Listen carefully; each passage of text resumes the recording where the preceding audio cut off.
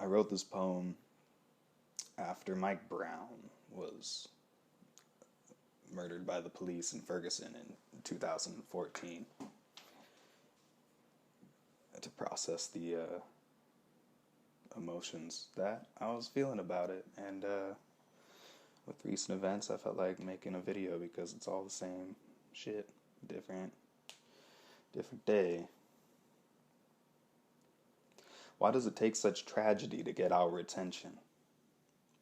And when we mention the problem is systemic, they call it dissension, subversive activity, intended to terrorize. But all we're doing is speaking, just trying to open eyes of a mesmerized people who get fed nothing but lies, forced to subsist on television, soda pop, and fast food fries. Hypocrisy. That's the word of the day for me. There's no democracy. Plutocracy is all that I see.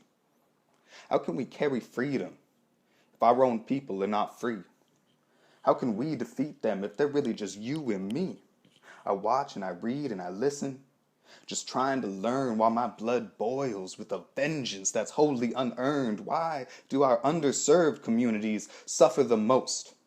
The undeserved recipients of a parasitic host. You see, a man is but a man, though many fancy themselves masters, blinded by ego, deftly stumbling through disaster after disaster, drawing false lines of division as a means of control. Race, color, creed, religion, driving divides twixt many a soul. Yet I choose to pull myself above the muck, the dirt, the grime and mire, so that I might sit with eagles to survey and conspire. How can I light a fire so hot its hunger never dies? For I desire to inspire a movement of such size that its roots dig deep into the earth, the crust, mantle, and core, so deep they cannot be removed in peacetime or in war. I implore my people to listen and heed the words of Dr. King, for the content of one's character is the most important thing, for darkness cannot drive out darkness.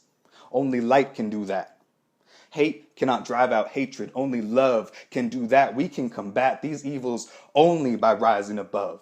Elevate the human spirit from hatred to a place of love. And where are our leaders now when we need them the most, who will speak and stand and teach and fight against this ghastly ghost, the specters of slavery, of ignorance, of righteous genocide, the crimes on which this place was built, a guilt we cannot hide, for sociopathy runs rampant like a plague amongst our chiefs who fancy themselves kings and queens while we sleep on the streets, out of sight and out of mind, until it rears its ugly head, at which point they beat, confine, and shoot it till they think that it's dead. But the red that runs in gutters is our blood, dearly bled, and so long as one heart is left beating, the fleeting moment will have fled, and in my head I will keep dreaming